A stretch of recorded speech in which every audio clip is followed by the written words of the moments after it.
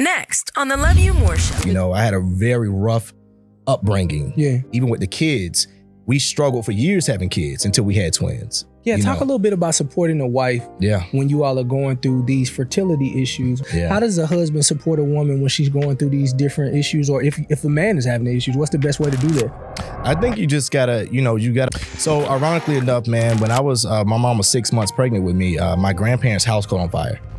Took both of my grandparents when my mom was pregnant with me. My sister was in that house fire.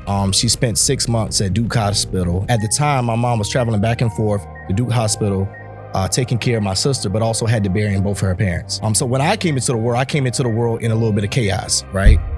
Although I love my family, as a child, I was sexually molested. And I kept it for so long. My wife just found out last year.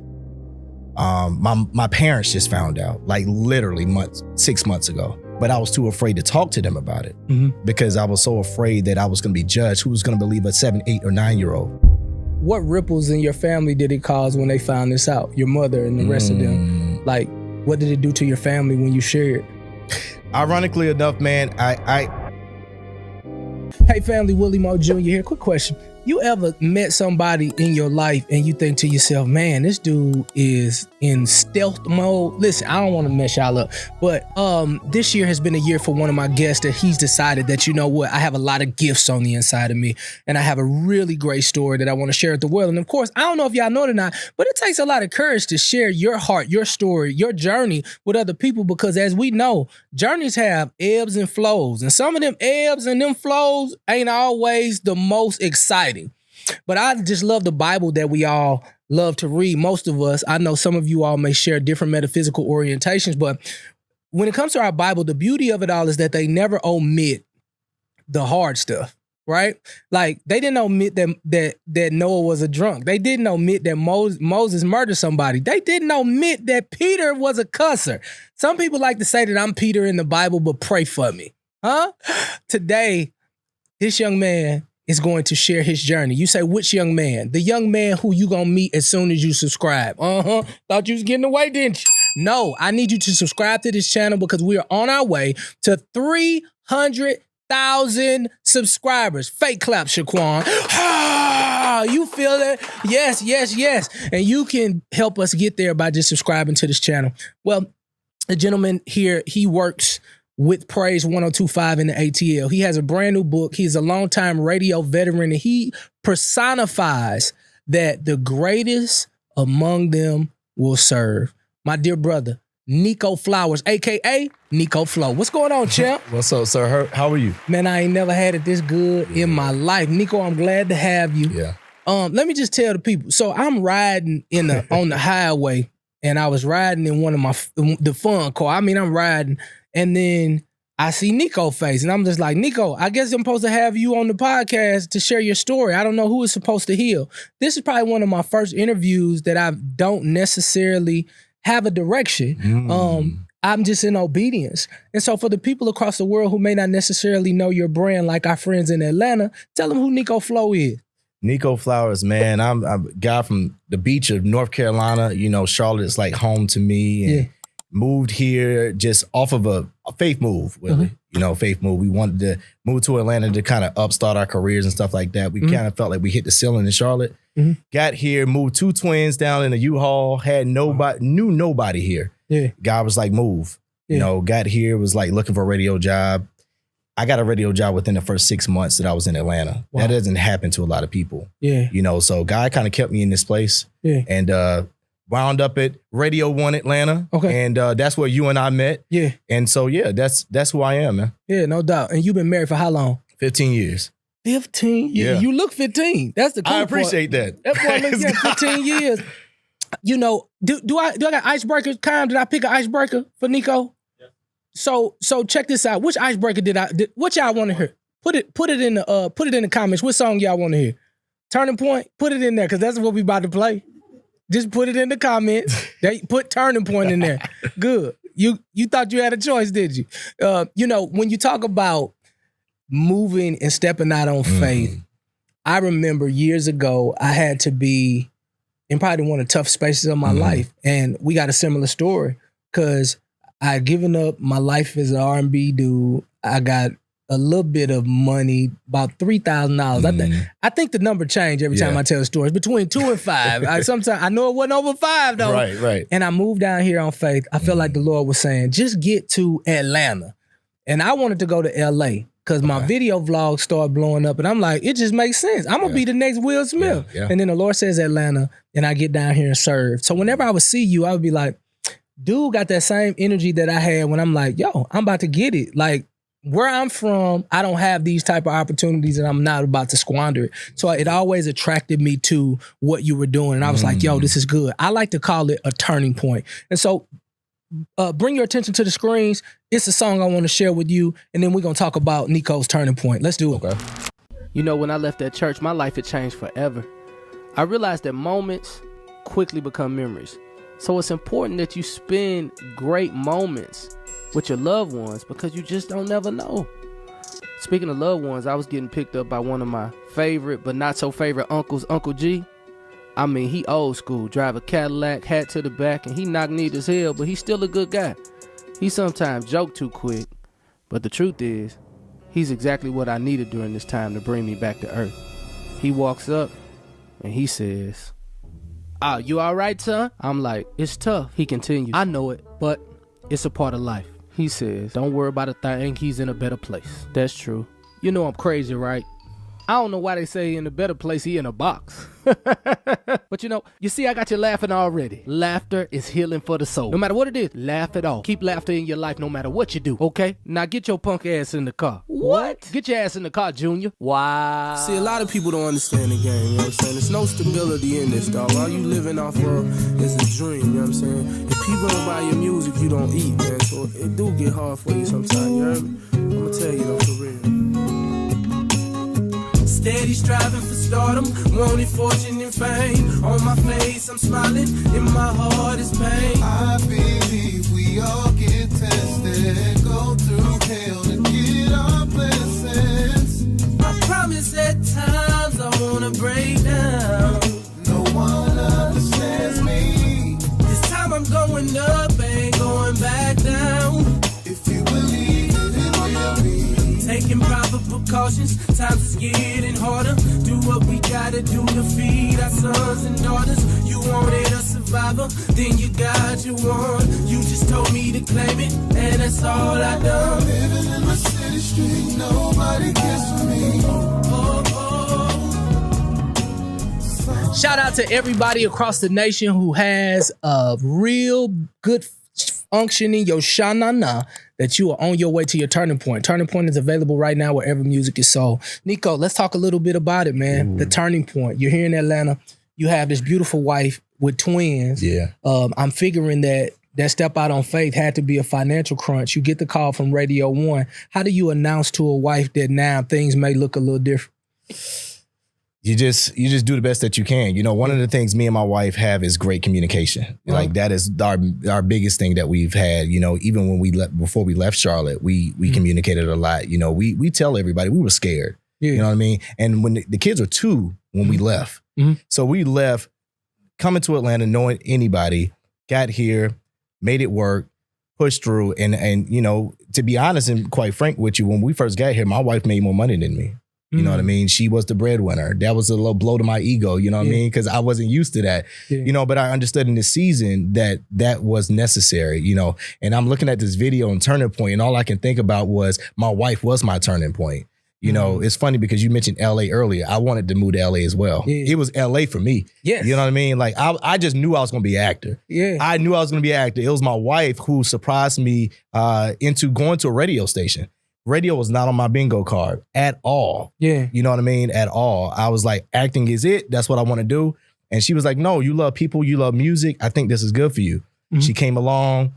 I was like, all right, this is pretty cool. Yeah. And then the rest is history. Yeah. And so had it not been for her, I wouldn't be sitting here with you talking in the realm of where me and you met. So it's really cool when I watched that because I was like, wow, she really was the turning point to my life. You know, I had a very rough upbringing. Yeah. You know, so you know, my best friend was murdered in a drive-by.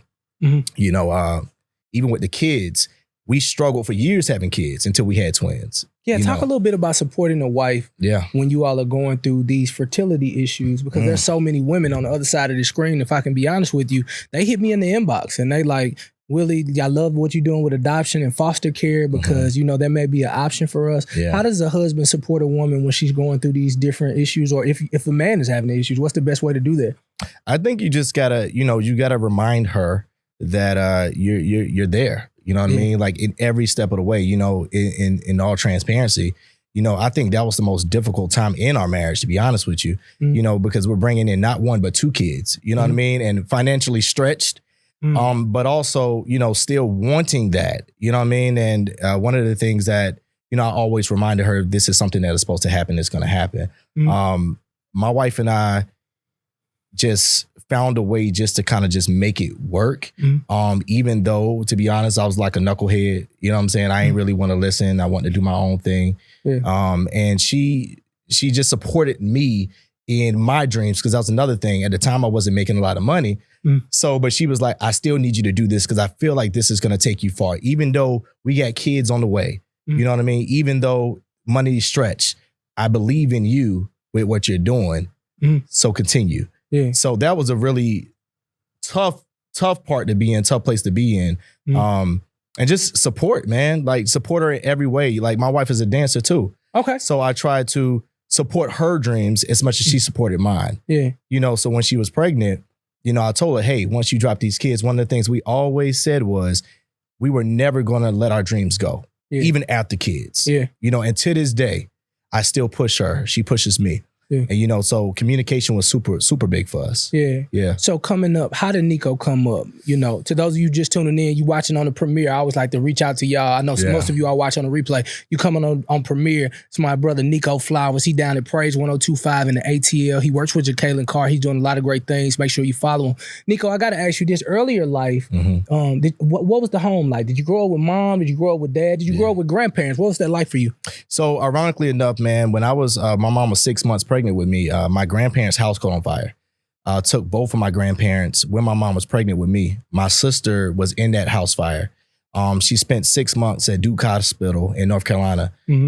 At the time, my mom was traveling back and forth to Duke Hospital, taking care of my sister, but also had to bury both of her parents, and having to be the lead, the oldest sister for her family, her siblings. So when I came into the world in a little bit of chaos, right? My dad, which I love, he was around, but he had his own battles. You know what I mean? My dad is admittedly, he used to be an alcoholic, you know what I mean? And so he had his own battles. And so that was the house. I knew my dad, but I stayed with my mom and my sister. And I had two other siblings that my dad had. Okay. So that was what the household looked like. Yeah. So you growing up and you doing this, like, where did you get this? Where did you get this desire for acting? This desire to do that? Did you live in your imagination? Like I often say that I grew up in the hood, but in my imagination, man, I was always Michael Jackson in my head. Yeah. Did you get a chance to live in your imagination growing up that way? Yeah, very much so. Like I grew up around a lot of cousins, right? So love them dearly. Yeah. Love my atmosphere. Love the way I grew up. I wanted to change that part. But I knew there was something more for me outside of my home city. I knew I was different. Yeah. I knew God was pulling me to something outside of what I had grown up to see. You know what I mean? I grew up just watching parents work the regular 9 to 5, retire after 30 years. Hey, clap your hands and get excited about it. Yeah. I said clap, praise God. Like you're in church, praise God. You see why I'm clapping? It's because now we are available wherever you get your podcast. All of the audio is available on iTunes, Spotify, and all the other streaming platforms. So make sure that you check out the Love You More show on the go. All right? Flat out. Here's get a gold watch and a cake. That's it. Yeah. And I knew that wasn't for me. So I always kind of went against the grain. Yeah. I was always the black sheep, if you will. It was like, so. Well, you're a little light skinned. Yeah. I'm the light skinned sheep. I was a yellow sheep. Yeah. No, man, but that's what it was, man. Yeah. And, it was a great childhood, but it definitely had its challenges, like everybody, right? Yeah. So definitely went through some hard struggles, some things that I had to overcome. Which I talked about in the book. So that's what it looked like, though. Yeah.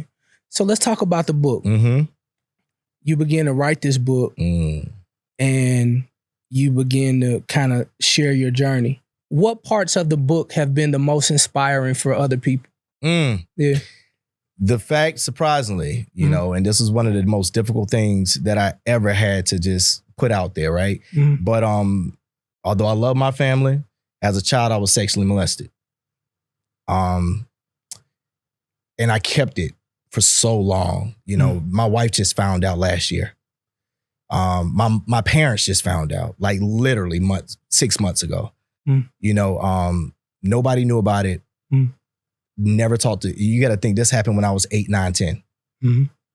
So I carried that for so long, you know what I mean? And like you said, I walk around, I put on this mask, I get through life as it is, but it was killing me inside, because what happened was it also rolled over into other things that I was doing bad in my life, you know, which turned into alcoholism, you know, drugs, you know, just being rebellious, you know, doing all the things that my family recognized that that's not you.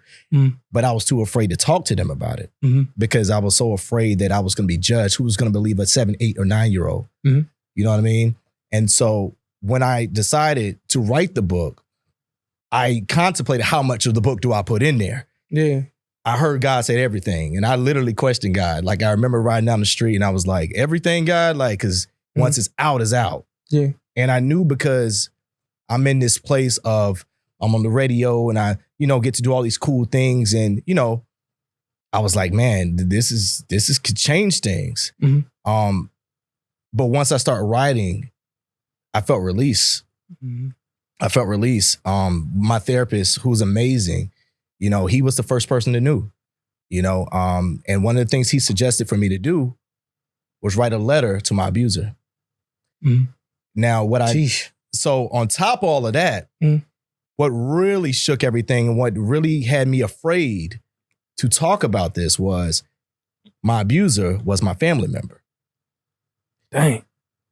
Yeah. So I knew, I was like, God, like, it's one thing to talk about it to a random person. Yeah. It's another thing when it's a family member. This person was all up and through the house, all types of things, you know what I mean? And so that's why it took me so long. I was like, are they going to believe this kid? And even when I became an adult, I just tried to pretend like it didn't happen. And I still didn't want to rock the boat because I knew that person had siblings and parents and all the things that come with it. So I walked around this for 30 years. 30 years I walked around with this, you know what I mean? So it was a lot. But it's been beautiful, Willie, because my DMs stay on fire with me too. Oh my goodness, you make me want to write a book. You encouraged me like I didn't know, and I went through something very similar, and I got, you know what I mean? And so for that made me realize that this was something I was supposed to do. Yeah. It's almost like you find a new purpose for life. Yeah. And I tell people that all the time. I said, I'm so light. You know, I have no judgment in my body. I don't judge anybody about what they went through because I'm like, yo, we all are flawed. Right. We are all flawed. Yeah. You know what I mean? If we can just overcome what we've been through, you know, that bad thing could turn into our purpose for life. Yeah. And that's what I feel like. No, that's real. It's so amazing that you share so freely. Yeah. I think 3.5 years ago, I'm at this gym thing and I began to speak. And it's like all men in there. And I feel the unction for the Lord. The Lord's like challenging me, like, tell him what happened. I was like, what happened? You know what I mean? What you talking about? And I said, you know, I think the hardest thing for a man to deal with is the fact that they have been touched in an inappropriate way as a child. Because it makes you feel like people may view you differently, but I just want to, you know, share with y'all that the reason why I was so promiscuous, the reason I came Pretty Willie and I did all this stuff is because like I was molested as a child. I was 7, 8 years old. And you seen people like, oh, and then finally it was like one of the rappers came up and he was like, bro, me too. My uncle had got out of jail and did da-da-da-da-da. And then this person and this person. So in that room, out of 100 and some men, it was about 35 dudes who was like honest, like, yo, whether it was a female or a male or a person who did like they have been touched inappropriately. And you know, I just appreciate the courage and the bravery of your story to be able to do it. For me, when I had children, like to this day, my children don't have babysitters because it happened at a babysitter's house. So I'm just now getting comfortable enough to let them stay. Like, why you always had the kids? Like you got to go to the thing. That's it. Even the radio station stuff and all of that. After divorce, I had the children a lot more. Yeah. So, you know, I'm not gonna ever make no excuse. My no is just no. I can't do it. But most of the times it's like, I gotta get over having my children with someone else because that's not their walk, and I believe God can protect them. How have you been as a father with your children? Is that something that comes in your head as a father? Oh yeah, absolutely. Yeah. Absolutely. That was actually one of the hardest things for me and my wife to overcome, right? So she didn't, because I didn't share with her the information, so she had no idea why I was the way I was. Right. You know what I mean? Like, to be honest, like my mother-in-law, love her dearly, but we bumped heads all the time. My sister-in-laws, we bumped heads all the time. They thought I was just this overprotective dad that wanted to protect these two babies. But they didn't realize that because I didn't share, that it was because of trauma. Yeah. You know what I mean? So it caused a lot of friction, not only in my in-laws, but in my marriage. You know, so because to this day, I'm super protective of my kids. I'm very affectionate with my kids. And to be honest with you, I think I'm such a great father to my kids because of what I went through. Yeah. You know what I mean? So do I hate what happened? Absolutely. But I do think my kids benefit from the me that they have. What ripples in your family did it cause when they found this out? Your mother and the rest of them. Like, what did it do to your family when you shared? Ironically enough, man, I was so afraid to talk to them about it, but it actually brought us closer. Because to be honest with you, I think a lot of people kind of knew that person was doing things like that. And it was kind of like, aha. And stuff starts spilling out. I mean, I got phone calls was like, well, back in such and such day, it was a rumor about, not even me, about something else. And I'm just like, we were kids. Right. Y'all were the adults. Like, why didn't y'all protect us? You know? One of the best conversations I had was with my kids. I made the choice to talk to my kids who at the time were 10. And me and my wife, after the conversation we had, you know, I was like, you know, I definitely want to talk to them about it. We sat them down, and that was one of the hardest conversations I had. You know, because I had to let them know why daddy acted the way he did. Why daddy was so protective. Why daddy, like you, didn't would call them so many times when they were at an auntie house or a cousin house. Y'all good? And it's like, but it's family. But I was, in my mind, I'm thinking, but family. I don't family or not. You know what I mean? Because I knew what happened to me. You know what I mean? So it really affected. So it was like a snowball. And I was like, man, I don't want to be this person no more. Because I felt like it was starting to drain me. It was trying to keep tabs on them at all times. Like, I remember me and my sister-in-law kind of fell out because I was like, yo, she was watching my kids and she had just got married. Great guy. Don't know him like that though. So I was like, hey, where they at? I need to see their face. No. And she'd be like, no, I need to see their face. You know, so it was all of those things that was like, bro, I gotta fix this because this is a little much, you know? So, but yeah, man, that's what it was. You know, so listen to my parents out there. I got this thing that I learned to do with my children, and I think it's really, really dope. So what I teach my children is we have green areas and we got red areas. Red means stop and green mean go. You see this right here? That's green area. This right here, red area. This right here, green area. Down here is red area. And I've taught them early in life, like, you know, sometimes you don't want to have these uncomfortable conversations with your children, but I think a lot of times they're just not aware. And I always tell them like, hey, you know what? You can tell me anything. It's not going to be your fault because children have the innate ability to make trials, tribulations, and things that go wrong their fault. And so I think it'll be advantageous to those of you who have grandchildren and children to have a gentle conversation about boundaries, right? And so my children know the green areas, the red areas, and my daughter like, who touched you there? Just mommy and just daddy, right? Who touched you here? Mommy and daddy. No teachers, no nothing. Yeah. Who do you tell if somebody does that? I tell my daddy, and my daddy has big muscles and him gonna beat you up. Like she just knows what it is. And so parents, listen, have these tough conversations because I too didn't tell until I was in my 30s. Wow. Like I'm in my 30s and just in passing, I was just like, Lord, such and such and such and such, they touched me when I was a kid. Wow. And my dad's like, well, hell, why ain't you tell me nothing? I would have killed everybody. I was like, I don't know. I was afraid. That was my dad's response.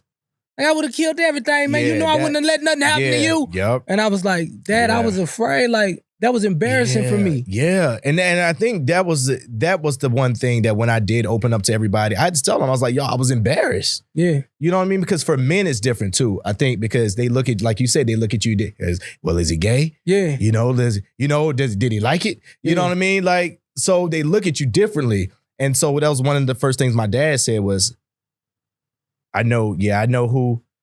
And I'm glad I wish you would have told me, but I'm glad you didn't because I probably would have been locked up somewhere. Yeah. You know what I mean? So it was. As a father, you want to protect your child. Yeah. Yeah. So it was all of the rollout. I didn't want to shake the whole family tree. Mm-hmm. But in a sense, when I did, I found so much peace and I gained peace. Yeah. You know what I mean? So it's a beautiful place to be right now. Yeah. Yeah. So now that you have been so brave to share this in your book, like what type of response have you received from other men and women in terms of some of the trauma that they may have gone through because of some of the things that happened when they were a child? Oh man, all types of things. Yeah. All types of things, even from women. I knew, I kind of felt the brothers was gonna reach out, but I was surprised when women were reaching out, you know what I mean? And talking about, all types of stuff about domestic abuse and never telling anybody and, and being a certain age. And, I did an interview recently and the young lady was like, Nico, like this happened to me twice. Like this happened to me so many times that I blacked out. I just accepted it. And I was going to take this to the grave. That's a lot of people say I was going to take it to the grave. Yeah. I said, well, you're not living in your true freedom. And that was my biggest thing. I wanted to live in my true freedom.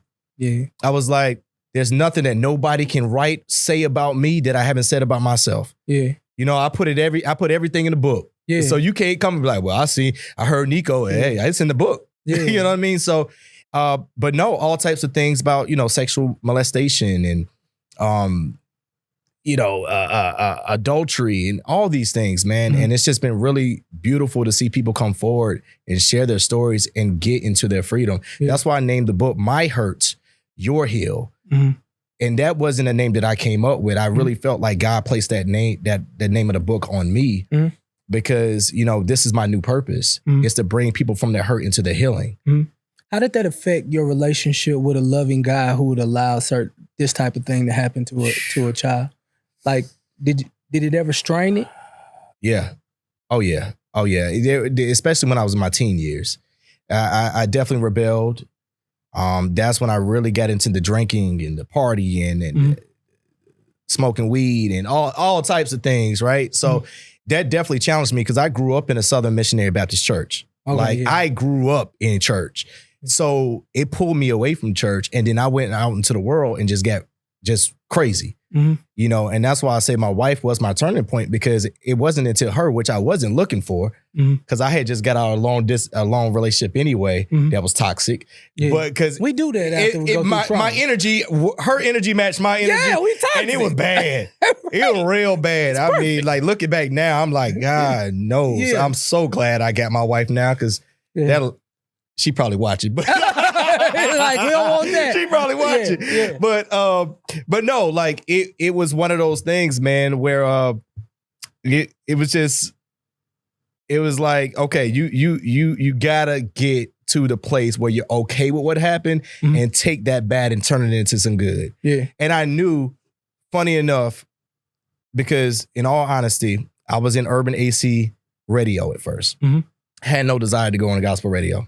At all. Even though I grew up in the church, it was nothing but God that got me in. Yeah.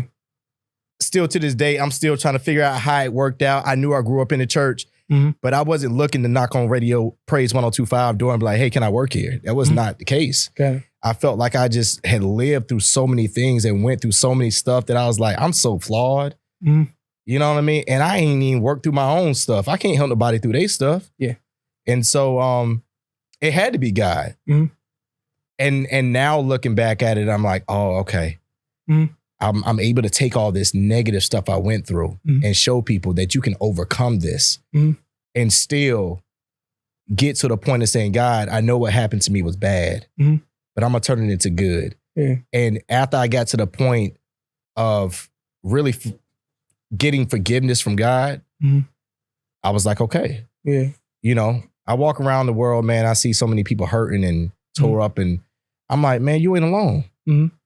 Yeah. And so why be ashamed of it? That's so real. Yeah. Do you feel like because of all that you've gone through, do you sometimes feel like you have to prove yourself? Yes, absolutely. Yeah. Absolutely. I'm trying to get better at that daily. I think more so to my family. You know, it was the chip on the shoulder. You know what I'm saying? And to this day, you know, I think it's there. Yeah, like for sure. You know, my wife tells me all the time, she says, you're the one who made it out. But I was like, I'm also the one that went through the most. You know what I mean? And it is very much so a thing where I'm fighting to prove that y'all can make it too. Like y'all can overcome whatever it is that y'all going through. So I find it very funny that I'm the person in this situation. You know what I mean? But such is life. You know, I think I tell you this a lot. Yeah. Well, whenever we get a chance to talk, I hate to be the Me Too movement. Yeah. I'm just I'm a little bit more older now. So I'll be like, you know what? If I ever get a chance to sit down with Nico, I think I told Dwight a couple times, I would probably tell him that he's doing a great job. And that he's enough. Yeah. You know, I did not know why your behavior was like that, because my behavior was like that. I thought people could only love me if I accomplish things on a high level or I execute on a high level. Yes. And if I make a mistake, oh my God. That's it. Like, oh, go ahead and call the police because this boy he about to work out harder. He gonna do this. Because I was living a life that was so predicated on my performance that I missed the opportunity to enjoy what was in my hand. Yeah, that's good. And I was like, when I see you sometimes, I'm just like, yo, the station is turned around. I mean, you changed your body. You look good, but it's like he going for more and more. And I don't mind more because I think accomplishments are great. And I'm like, now that I see it, I was like, oh, that's the trait that probably came, from the parts that we didn't get to share at 7, 8, 9. Like, I'll prove to you that I'm not this. I'll prove to you that I can't be stopped because of this. And although good at fuel, I think sometimes it gets a little exhausting. Man, Willie, you hit the nail on the head, man. I literally just been telling somebody over the last season, I just felt like I just need to slow down, pace myself and have more balance because I do push myself. And I'm glad that you recognize that, because some people could take it wrong. Yeah. Because I had it on blinders. Yeah. And I thought I was doing the right thing. Yeah. Until my former wife told me it was like, all I wanted was you. But when I get focused, I'm like I don't care if the house burning down, who died. I'm not gonna remember your birthday. Yeah. We gotta. You see that right there? We gotta get there. Yep. And I miss so much with these blinders on. Yes. And I heard a lot of people because of my drive. And then once going through therapy, it's like, oh, it's because you was adopted. It's because this male and this female touched you at 7, 8, 9. And you was fighting over it. And you see the story, and I see the trick of the enemy. Yeah. So do you ever look back and be like, damn, okay, let me slow it up? Like, is that something that you're learning to do in this next season? Now, like literally. I'm in a season where I'm like, God, I only want what you have for me. If I have to chase it, it ain't for me. Yeah. And I'm not talking about chasing like having goals and ambition, right? Yeah. I'm talking about like, if I'm trying to just do something that's normally not something that I won't do just to say I did it, I'm not cool with doing stuff just to do it anymore. Yeah. Like that's just, it's exhausting. You know what I mean? So I'm like, hey, if it's meant for me, it's meant for me. Yeah. But yes, that chasing, man, yeah, for sure. I don't know if this makes the episode or not, Shaquan, you can use it. But you got to know now you're an asset. And you got to stop being happy to be here. Yeah, yeah. I mean, I'm not saying not be grateful. Yeah, yeah. But you've now added value to so many people. Yeah. And I think now it's time to say, now I have to make this opportunity be what it is. Like, you know, the one thing that I'm learning now, and I wish I would have got it earlier, that I was so happy to be there that I became less vocal on what was necessary for me to be there.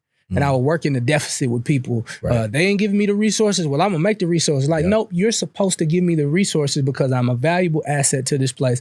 And so a lot of times when we go through this trauma as children, we'll take less than what we know we're supposed to be because I'm like, bro, I wasn't even supposed to be here. And then God is in the back like, I put you there, bro. Like, this kingdom, they supposed to give you everything that's due to you because it's kingdom. Kings don't go out and look for stuff. They bring opportunity to the king, and the king said, not that one, that one, that one. Yeah. And I just think now I hope you realize in the spirit that there's a level of humility and then there's a level of humiliation. Like, we ain't got to be humiliated. Yeah. We just got to be humble enough to receive what God wants for us and choose the people who get an opportunity to be around this. Absolutely. In the spirit, the release of this information has now become a ministry. And I just feel like the Lord is like challenging you to just ask for what you want. Yeah. Because you deserve what you want and getting it in your heart to know that, I deserved it. Yeah. I was on the phone with my team member and I made them say $100,000 for 15 minutes. Mm-hmm. And I know they probably went back to their girlfriend and was like, this nigga is crazy. But I wanted you to get comfortable with telling people how much it costs. I want to make $100,000 every time people want me on anything that has to do with television for hosting or anything. That started $100,000 and work down. Yeah. Ready, set, go. How much does it cost? $100,000. How much does it cost? $100,000. And I said, thank you for doing that because I needed to hear what I thought I was worth for 30 minutes. My God, that's good. It's like, oh, my friend E.T., everybody. They like, Willie. Still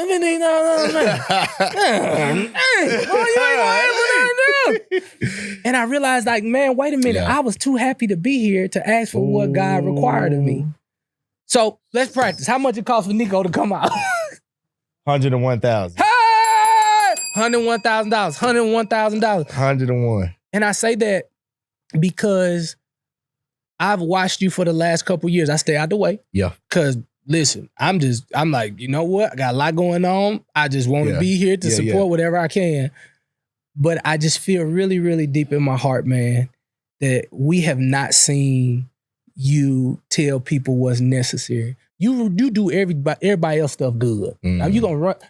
If I say pray 1025, you carry that thing like a baby. What's wrong with that? You shouldn't do this, and this. You give it to yourself too. Yeah, that's good. Now this book, when I called you the other day, go print some books. We're gonna do this interview and we're gonna get you a table. We're gonna get one of the big old banners. And it's okay. Like they gotta hear, like when God gives you such a ministry, my God. When he gives you the bravery to share this. So now it's common for you now. You got, you can get on any platform. Yeah, yeah. But do you know how many shackles are being broken because of a man that says, hey, this happened to me, but this is how God is using it.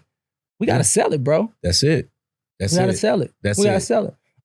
So, I mean, just kind of landing the plane, where would you like this message to go? Who needs to hear this type of message? What tools can you put in place to make sure that nothing like this happens again? And if it does happen, how do we keep people from being ashamed of the secret of, oh my God, I'm embarrassed by something that they didn't have any control over? Yeah.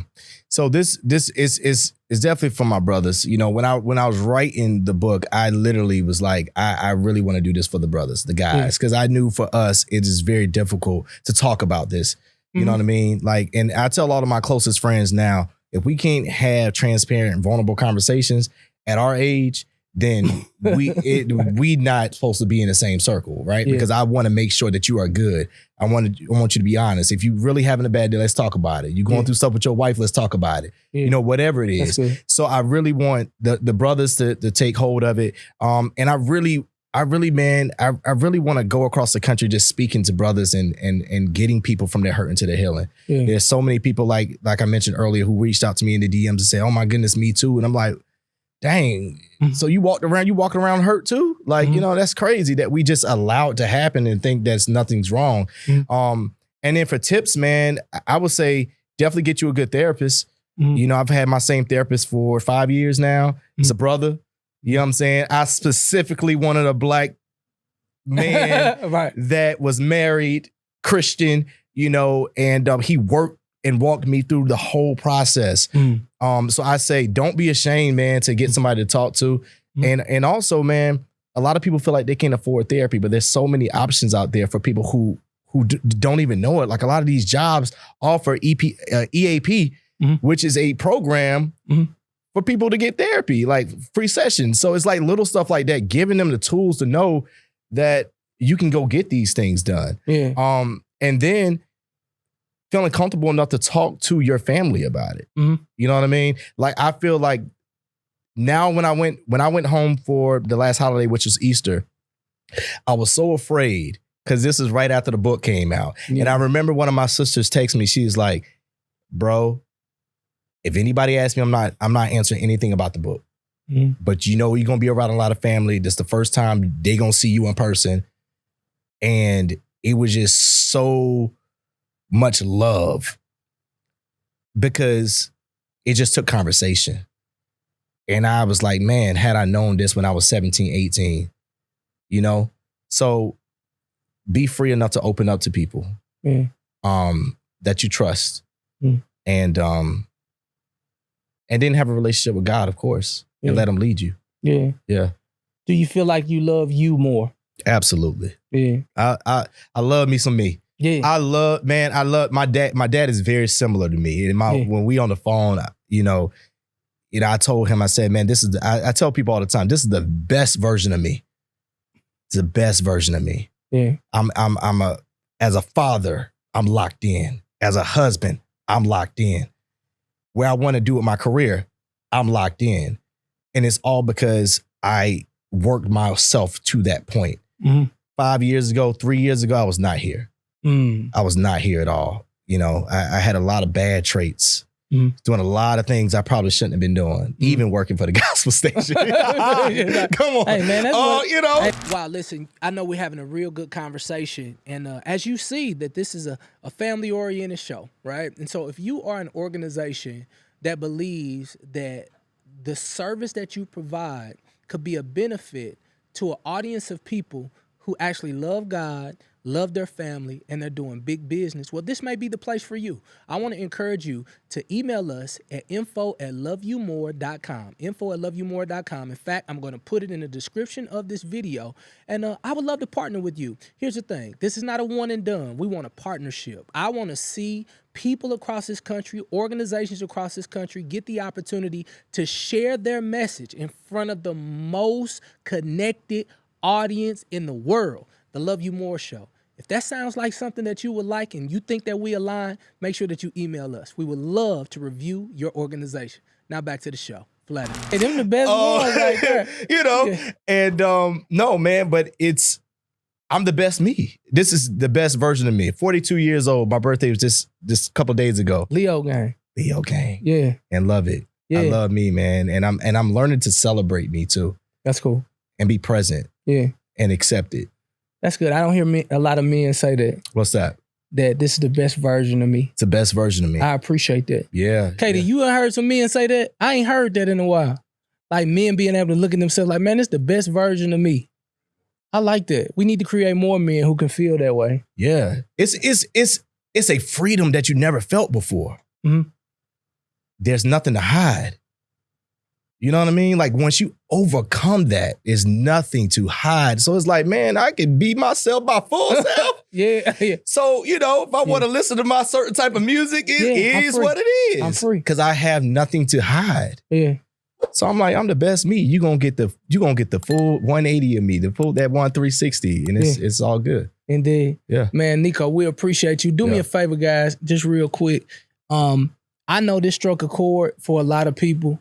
Don't be surprised that if you run into different people who have, gone through something traumatic. Maybe yours wasn't, molestation. Maybe it was just physical abuse. Maybe it was physical abuse. Maybe it was emotional abuse. Whatever it is, I really do believe this. I believe God wants to use it. And it's two things that come when you go through something traumatic that I've learned. You go through shame and you go through guilt. Now, guilt is something that you feel because, oh my God, this happened to me. I feel guilty. What did I do to deserve this? But then it's this thing called shame. And that shame is like a real jacket that you put on. Shame becomes an identity. And that shame is really, really something that hinders the purpose for people just like you. I can remember seeing certain people that I grew up with, like they would be known across the city and everybody would love them. And then the one thing that they do wrong, it would hit the news. In St. Louis, of course, I would love to say it's a city, but the truth is it's a little town. The moment that they put it in there, you will see their energy shift from being very confident to this really docile, just like person. And I was like, man, that's gotta be tough. And then I had to live the shame. And it almost became my identity because when you walk in the room, you feel like everybody knows. But I want to tell you, it seemed like I've been saying this the entire segments that we've shot, is that every trial and tribulation requires joy. Biblically, James 1:2-4, it requires a joy.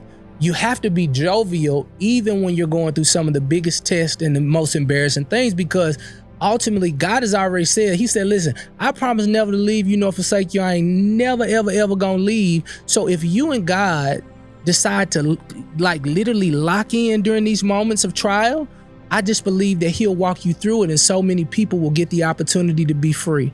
Here's the thing, Nico came in and with confidence, he let us know exactly what that book talked about. Some of the most challenging things that he had to put in that book. But when you look at the man, you realize that there was freedom on the other side of the quote unquote embarrassment. The question becomes with you, what are you so afraid for people to know about you? And why are you so afraid?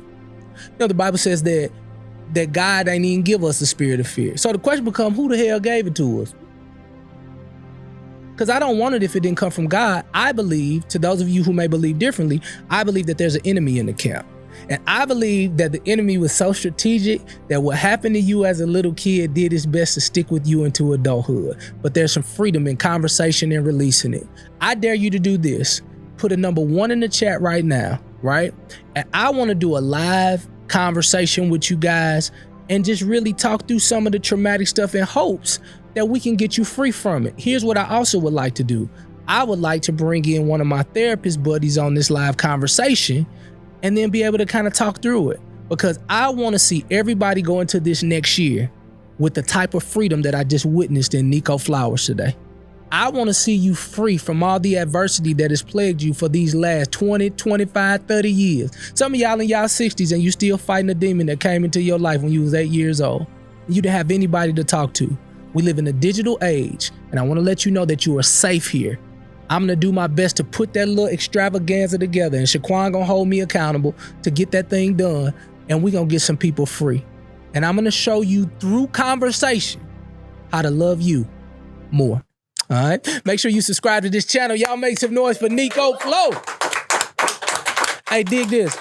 Can y'all do me a favor? Subscribe to the channel, communicate what you thought about the episode, because I love reading your messages. Some of y'all don't realize I be reading y'all messages. I be wanting to send y'all a DM and make sure that you meant what you said, but YouTube don't have a DM.